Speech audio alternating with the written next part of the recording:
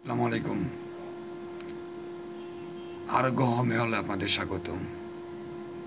আমি ডাক্তার মোহাম্মদ হাফিজুর রহমান পান্না।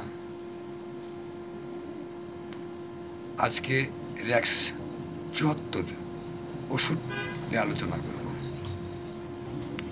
র্যাক্স ৭৪ এটি একটি হোমিওপ্যাথিক কম্বিনেশন ওষুধ।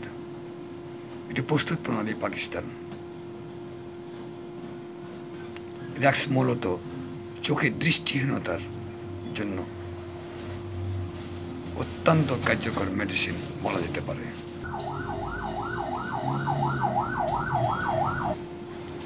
যেসব রোগী দেখতে সময় দৃষ্টিহীনতা, কর্নিয়ার প্রদাহ, চোখের ছানি, গ্লোকোমা, ভাইরাল এবং জীবাণু সংক্রমণ হয়েছে, সেসব ক্ষেত্রে র্যাক্স ৭৪ ওষুধ উত্তম।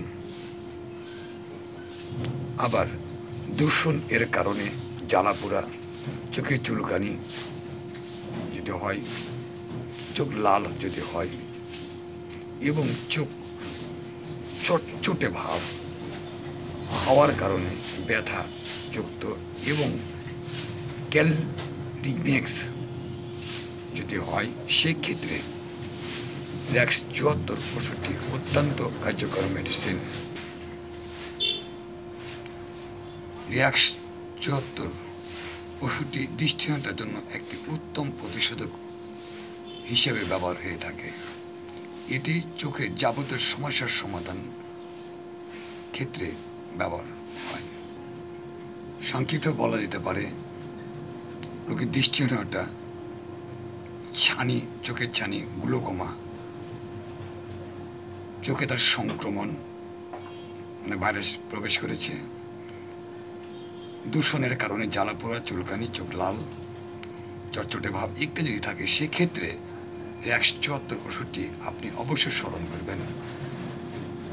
র্যাক্স ৭৪ ওষুধ সেবন বিধি: প্রাপ্তবয়স্করা ২০ ফোঁটা, শিশুরা ১০ ফোঁটা ১ ডোপ পরিমাণ মতো পানির সঙ্গে মিশিয়ে ৪ ঘন্টা পর পর সেবন করুন, অথবা একজন হোমিওপ্যাথি চিকিৎসকের পরামর্শে সেবন করা উত্তম।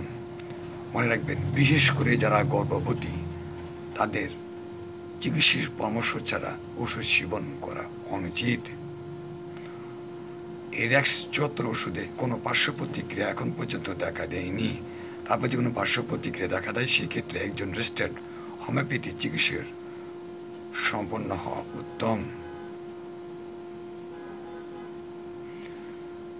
ওষুধটি, র্যাক্স ৭৪ ওষুধটি সুগন্ধ, দুর্গন্ধ থেকে দূরে,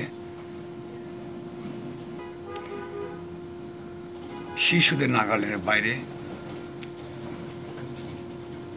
শীতল ও শুষ্ক স্থানে ওষুধটি সংরক্ষণ করুন, নাহলে ওষুধের গুণগত মান নষ্ট হয়ে যেতে পারে।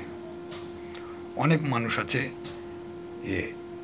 স্নো পডের আশপাশে রেখে দেয়, এই ক্ষেত্রে ওষুধের গুণগত মান নষ্ট হওয়ার সম্ভাবনা থাকে। আমার একটা ওয়েবসাইট আছে, আপনার লগ ইন করে আরও বিস্তারিত জানতে পারবেন, arogohomeohol.xyz। আজকে আলোচনা এখানে শেষ করছি। আবার সবাই ভালো থাকবেন। আগামীতে অন্য কোনো ওষুধে আলোচনা হবে। আসসালামু আলাইকুম।